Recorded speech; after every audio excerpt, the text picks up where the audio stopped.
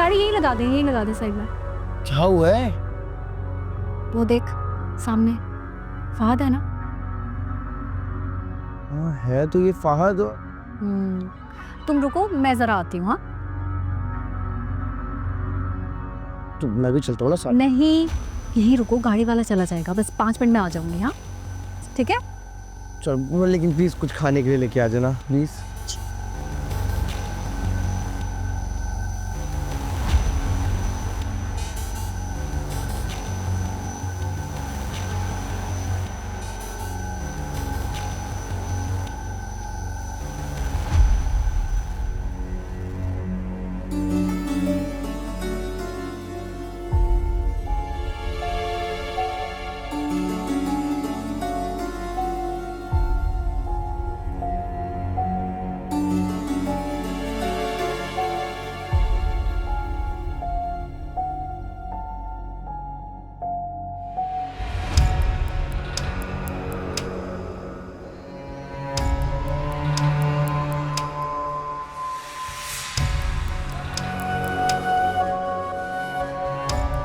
आप यहाँ? आप अब वो मैं अहमद के साथ बाहर आई थी तो सोचा कुछ खा लेते हैं। तो आपने कुछ लिया क्यों नहीं? वो आप मुझे अवॉइड कर रही थी। उस दिन मेरी वजह से आपकी इतनी तज़लील हुई फहद, मुझे बहुत अफसोस है। मेरा यकीन करें, मैं बिल्कुल नहीं चाहती थी कि मेरी वजह से आपका और अनम का झगड़ा हो, इसीलिए तो मैं आपको मना कर रही थी कि आप उसे मत बताएं, वरना और अनफॉर्चुनेटली वही हुआ। I am really sorry. Anam ने बहुत ज्यादती की आपके साथ, उसका रिएक्शन गलत था। मुझे तो अब आदत ही हो चुकी है अनम की तज़लील सहने की। हर वक्त की बातें सुनती रहती हूँ मैं, कभी अनम से, कभी अस्मा आंटी से, यहाँ तक कि उस घर के नौकर भी मुझे अछूतों की तरह ट्रीट करते हैं, चूँकि उस घर के लोग जो भिखारी समझते हैं मुझे। मेरी यतीमी मेरा सबसे बड़ा कसूर है फहद, और बाबा का शफकत से मेरे सर पे हाथ रखना मेरा सबसे बड़ा गुनाह। खैर, ये ताने और जिल्लत तो शायद मेरी किस्मत में ही लिखे हुए हैं, जो अपनी माँ और अपने भाई की वजह से सहने पड़ते हैं मुझे। चलें, अब मैं चलती हूँ, और एक दफ़ा फिर से सॉरी। अरे नहीं नहीं प्लीज, आप सॉरी मत कहें, अच्छा नहीं लगता। वैसे भी आपकी कोई गलती नहीं थी, मैं समझाऊंगा अनम को। एंड आई अंडरस्टैंड आप लोगों के जो भी सर्कमस्टेंसेज है, किसी किस्म की कोई भी प्रॉब्लम हो या कुछ भी इशू हो तो मुझे प्लीज़ बताइएगा। I will try to help you. Thank you so much Fahad. आप यकीन माने, आपका मुझे ये कह देना मेरे लिए बहुत मायने रखता है।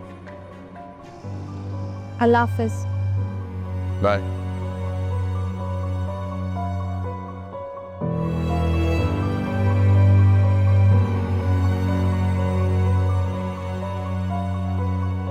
ये इसे क्या हुआ है? ये क्यों इतना तपा हुआ जा रहा है?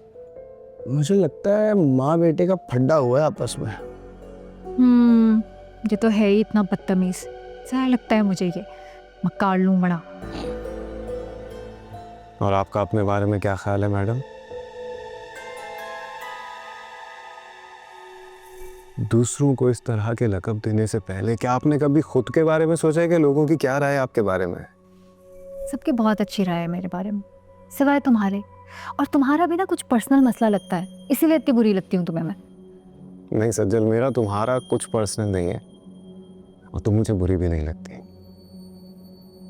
तरस आता है तुम पे, रहम आता है मुझे। जब तुम्हारी ये नेगेटिविटी देखता हूँ तो सोचता हूँ कि काश तुम्हें पता होता कि पॉजिटिव होने से कितना सुकून और पीस ऑफ माइंड मिलता है, इंसान कितना मुतमईन और रिलैक्स रहता है। ये जो तुम इस घर में हम सब की टो लेने के चक्कर में इधर से उधर घूमती रहती हो और अपने साथ जो कुछ कर रही हो ना, जब मैं इस बारे में सोचता हूँ तो मुझे बहुत अफसोस होता है कि वाकई तुम इस दुनिया की काबिल रहम लड़की हो। बहुत अफसोस होता है मुझे तुम पे। I am really sad for you सज्जल।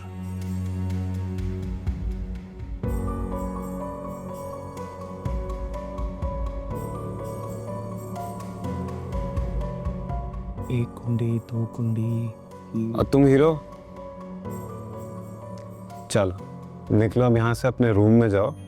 और ये जो रोज रोज का तमाशा लगा रखा है ना कि तुम दूसरों की बातें सुनते रहते हो, बंद कर दो। पढ़ाई पे ध्यान दो अपनी भाई। और हाँ,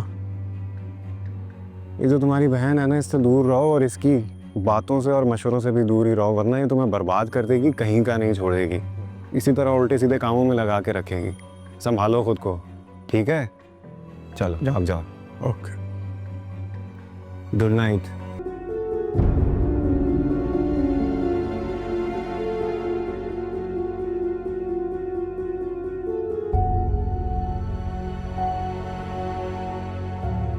मूड से तो लग रहा है कि फहद से झगड़ा करके आई है। ओह गॉड, चलो जाके देखते हैं बेटा।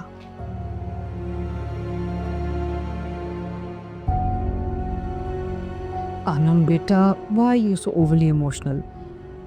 असद और मैं तो तुम्हें समझा रहे थे कि नवीद जो है ना वो रिएक्टिव हो जाता है, अपसेट हो जाता है। तुम्हें तो उसके नेचर का पता है। हम आपको पता है, फहद को लगता है कि मैं सजल के साथ ज्यादती कर रही हूँ, उसे अपनी नफरत का निशाना बना रही हूँ। हम उससे वो मासूम लगती है और मैं। बेटा तुम सजल को इतनी इम्पोर्टेंस क्यों दे रही हो? उससे बात ही ना करो ना उस लड़की के बारे में। वो मैं डिस्कस नहीं कर रही, वो डिस्कस कर रहा है। वो मुझे समझा रहा था कि मैं उससे लड़ाई झगड़ा बंद कर दूं, अदरवाइज ना वो हमारे घर आएगा ना उसकी मॉम। और जिस तरह आमना आंटी ने रुखसती की शर्त रखी है, शायद उसकी मॉम भी। एक मिनट, ये बात तुमने फहद को बता दी है?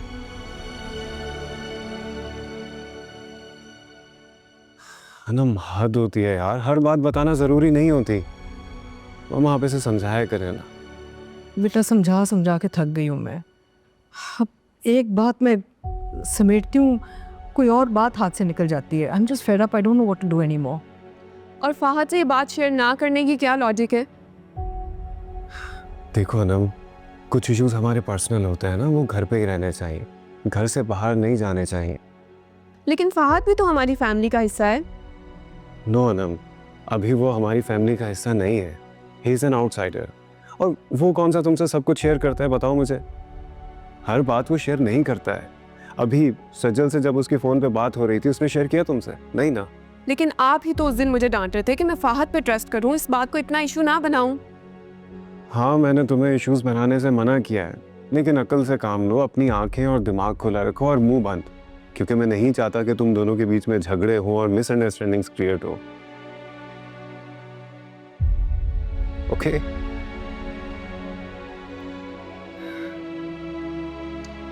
रिलैक्स बेटा, परेशान मत हो। असद, मुझे तो इस सारे मसले का एक ही हल नज़र आ रहा है। फ़ौरन से ना इनकी शादी करवा देनी चाहिए, क्योंकि अगर तुम लोग ऐसे लड़ते रहोगे ना तो रिश्ता कमज़ोर ही होता रहेगा। क्या mom, you are right actually. Best यही है कि इनकी शादी हो जाए और ये अपनी लाइफ स्टार्ट करें, वरना ऐसे तो हर वक्त इसके दिमाग में एक ही बात सवाल रहती है। मैं फहद की अम्मी से बात करती हूँ।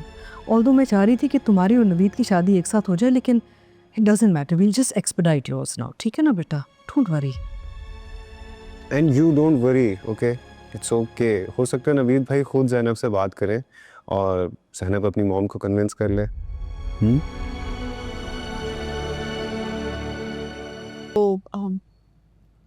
अम्मी,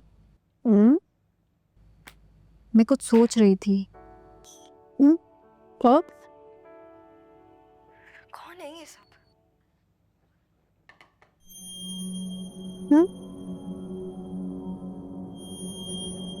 कहो।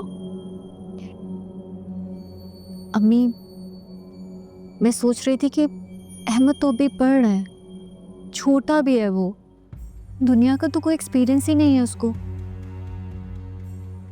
हाँ ये तो है, अभी तो उसने बहुत कुछ सीखना है। दुनिया की चालाकियां मकारियां उसे कहाँ से समझ आएंगी? एग्जैक्टली अम्मी, अब आप ही बताएं, इन हालात में अहमद का बिजनेस से बिल्कुल आउट रहना, इसका नतीजा जानती है ना आप? अहमद के हाथ कुछ नहीं आएगा। वो लोग ना दूध में से मक्खी की तरह निकाल के बाहर फेंक देंगे उसको, और हम बस देखते रह जाएंगे। हाय, फास्मा ने तो कहा था कि हमारे हिस्से का जो प्रॉफिट है वो हर महीने हमें मिला करेगा। उनके वकील ने भी यही कहा था। आपको समझ क्यों नहीं आती अम्मी? ये जो बिजनेस है ना, ये असद और नवीद का है, और वो वकील भी उन्हीं का है। थोड़े से पैसे देके मुंह बंद करवा देंगे उसका, वो फिर हमारा साथ क्यों देगा? और मैं एक बात बताऊं आपको, डर मुझे इस बात का है कि इन्होंने हमें घर से नहीं निकाला ना, हमें घर से नहीं निकाल पाए, अब बिजनेस में घपला जरूर करेंगे। तो अब क्या करें हम? तो क्या चाहती है कि अहमद पढ़ाई छोड़ दे, ऑफिस जाना शुरू कर दे?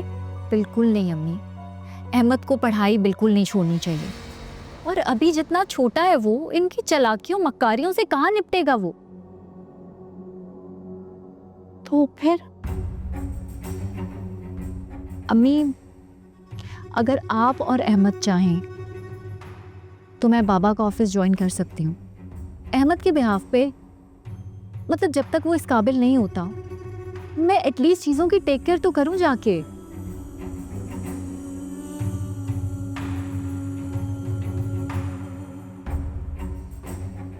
जानती तो मैं हूँ अम्मी कि मेरा तो किसी चीज़ पे कोई हक ही नहीं है, लेकिन इस तरह क्यों बोल रही है कि तेरा कोई हक नहीं है? बेटी है तू मेरी, अहमद की बड़ी बहन है। जितना मेरा अहमद का हक है उतना ही तेरा हक है। वैसे ये बात पहले मेरे दिमाग में क्यों नहीं आई कि अहमद की जगह तू तो जा सकती है ना ऑफिस। मैं अस्मा से ना बात करके देखती हूँ। क्या लगता है आपको इतनी आसानी से मान जाएंगे वो? ये जो नवीद और असद है ना, पूरा रेजिस्ट करेंगे। पहले सीधे सादे तरीके से बात करके देखती हूँ। अगर ना माने तो फिर उंगली टेढ़ी करके ना घी निकालना आता है मुझे।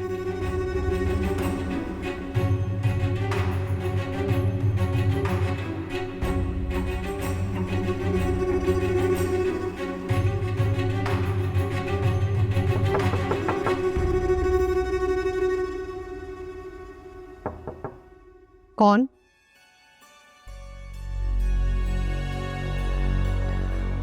वो एक ज़रूरी बात करनी थी।